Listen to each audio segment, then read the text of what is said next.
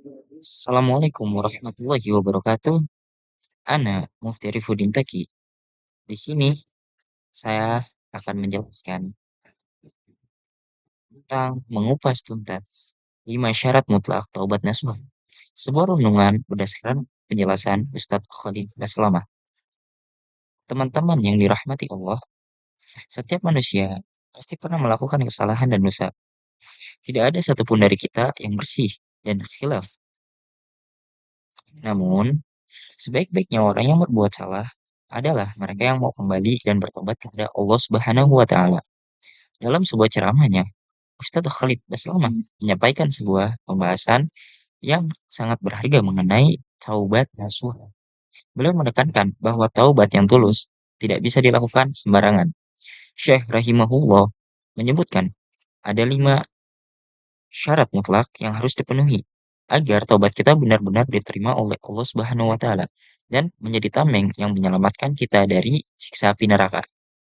Mari kita bedah satu persatu secara mendalam agar kita bisa mengintrospeksikan diri kita masing-masing.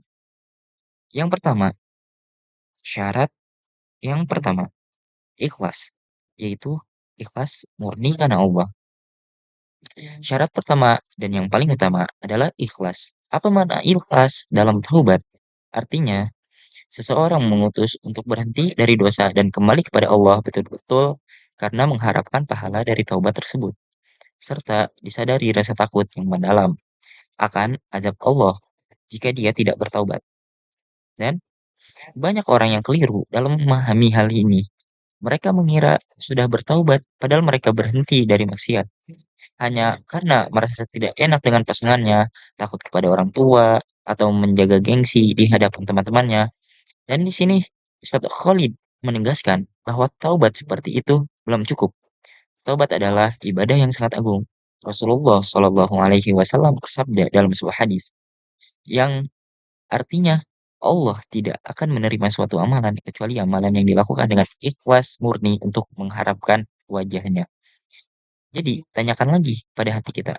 Kita berhenti berbuat dosa ini karena manusia atau karena rasa takut kepada Allah Subhanahu wa taala. Dan syarat yang kedua, penyesalan yang dilandasi dengan ilmu dan keyakinan. Syarat kedua adalah adanya rasa sesal di dalam dada. Namun, Ustadz Khalid Baslama memberikan catatan penting. Penyesalan ini harus diikuti oleh ilmu agama dan keyakinan penuh, bukan sekadar penyesalan emosional sesaat. Kita sering melihat fenomena di mana seseorang berselingkuh atau berbuat kriminal, lalu ketika ketahuan mereka menangis terseduh-seduh di depan pasangannya atau di depan kamera. Pertanyaannya, apakah mereka benar-benar menyesali dosanya? Belum tentu. Seringkali mereka hanya menangis karena kantoi atau ketahuan. Buktinya, ketika ada kesempatan lagi di kemudian hari, dosa itu diulangi. Penyesalan yang benar-benar adalah ketika Anda sabar dengan ilmu agama bahwa perbuatan tersebut dibenci oleh Allah Subhanahu wa Ta'ala, rasa sesal itu datang dari dalam hati. Bahkan saat tidak ada satupun manusia yang tahu, penyesalan inilah yang nantinya akan menjadi tameng yang sangat kuat agar kita tidak akan pernah mau terjerumus ke lubang yang sama. Dan syarat yang ketiga, meninggalkan dosa seketika dengan tulus. Apa syarat ketiga? Syarat ketiga adalah langsung memutus hubungan dengan dosa tersebut secara tulus. Saat itu juga, garis bawahi kata tulus. Ustadz Khalid memberikan sindiran yang sangat menohok dalam video ini. Beliau mengatakan, jangan sampai kita mengaku sudah meninggalkan dosa, padahal kita berhenti hanya karena sudah tidak ada kesempatan atau fasilitas untuk melakukannya lagi. Contohnya, seseorang mengaku sudah berbuat seseorang mengaku sudah bertaubat dari zina, padahal aslinya dia berhenti hanya karena sudah tidak ada lagi orang yang bisa diajak berzina. Atau seseorang yang mengaku bertaubat dari riba, tetapi diam-diam di belakang masih membuka celah-celah transaksi riba dengan alasan lupa dan semacamnya. Bagaimana bisa seseorang lupa padahal hal besar yang sudah jelas-jelas diharamkan oleh Allah Subhanahu wa taala? Taubat yang tulus menuntut kita untuk egois terhadap keselamatan akhirat kita. Potong semua aksesnya, tinggalkan lingkungannya, dan buang jauh-jauh segala hal yang bisa menarik kita kembali pada maksiat tersebut. Syarat yang keempat adalah bertekad kuat untuk tidak mengulangi. Syarat keempat berkaitan dengan masa depan, yaitu membangun komitmen dan janji setia antara diri kita dengan Allah Subhanahu wa taala di dalam hati bahwa kita tidak akan pernah kembali melakukan dosa tersebut. Ini adalah bentuk kesetiaan kita kepada pencipta kita, yaitu Allah Subhanahu wa taala. Taubat nasuha bukanlah taubat taubat. Atau apa sih artinya taubat? Taubat, maksiat, taubat, lalu maksiat lagi. Hari ini minta ampun, besok malam diulangi lagi dengan sengaja. Tentu manusia juga bisa terjatuh kembali karena lemah, jatuh ke lubang yang sama. Karena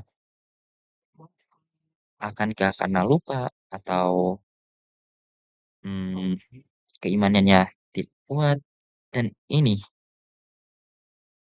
Tetapi yang dimaksud di sisi adalah tekad awal saat bertobat ketika Anda bersujud meminta ampunan, hati Anda harus benar-benar bulat berniat untuk menutup buku lama dan tidak ingin menyentuh kemaksiatan itu lagi seumur hidup. Dan syarat kelima bertobat sebelum batas waktu berakhir. Syarat terakhir adalah masalah waktu. Pintu taubat Allah itu sangat luas, namun ia memiliki batas kadaluarsa. Ada dua batas waktu yang dijelaskan oleh Ustadz Khalid Baslamah. Yang pertama, batas waktu secara umum, yaitu hari kiamat atau yaumul akhir. Itu taubat akan ditutup serentak bagi seluruh umat manusia apabila tanda kiamat benar sudah muncul. Yaitu ketika matahari terbit dari sebelah barat, berdasarkan hadis sahih riwayat Bukhari dan Muslim, jika peristiwa itu sudah terjadi, maka iman dan taubat seseorang tidak akan lagi diterima dan gunanya sudah tidak ada. Dan yang kedua, batas waktu secara khusus atau kematian diri. Ini adalah batas yang paling dekat dengan kita, yaitu sebelum ruh kita sampai di tenggorokan, atau syakaratul maut. Rasulullah Shallallahu Alaihi Wasallam mengingatkan bahwa Allah menerima taubat hambanya selama nyawanya belum berada di kerongkongan. Jika malaikat maut sudah menampakkan diri dan ruh sedang ditarik keluar, maka penyesalan sebesar apapun sudah tidak ada lagi artinya. Dan inilah apa yang saya rasakan setelah merenungi video ini. Saya melihat, mendengar, dan merenungkan penjelasan dari video Ustadz Khalid selama ini. Ada rasa bergejolak di dalam hati yang sulit untuk diungkapkan dengan kata-kata. Pertama, ada rasa takut yang mendalam atau khauf. Saya tersadar berapa seringnya saya mengabaikan kualitas tobat saya. Selama ini mungkin saya sering meminta ampun hanya di lisan atau meremehkan dosa dengan berpikir, ah, nanti tinggal tobat lagi. Mengingat syarat kelima tentang kematian yang bisa datang kapan saja tanpa permisi, membuat hati saya bergetar bagaimana jika malam ini adalah giliran saya. Sementara taubat saya selama ini belum memenuhi syarat-syarat mutlak di atas. Bagaimana jika taubat saya kemarin hanya karena takut pandangan manusia bukan karena ikhlas kepada Allah? Namun, di sisi lain muncul rasa harapan yang besar. Raja, video ini tidak hadir untuk membuat kita putus asa, melainkan sebagai bentuk kasih sayang Allah melalui lisan para ulama untuk mengingatkan kita. Saya merasa bersyukur karena saat ini, detik ini, saat masih diberikan nafas, matahari belum terbit dari barat, dan ruh saya masih berada di tenggorokan, artinya Allah masih memberikan saya kesempatan emas untuk memperbaiki cara saya bertobat. Ini adalah momen pembuka mata bagi saya untuk tidak ada lagi menunda-nunda untuk membersihkan niat, menyesali segala kesalahan dengan sejujur-jujurnya, dan bertekad menjadi hamba yang lebih baik. Semoga Allah Subhanahu wa taala membuktikan hati kita semua menerima taubat nasuha kita dan mengumpulkan kita semua di dalam surganya kelak tanpa hisab. Amin ya rabbal alamin. Teman-teman, mari kita manfaatkan sisa waktu yang kita miliki untuk memperbarui taubat kita sekarang juga. Wabillahi taufiq wal hidayah. Wassalamualaikum warahmatullahi wabarakatuh.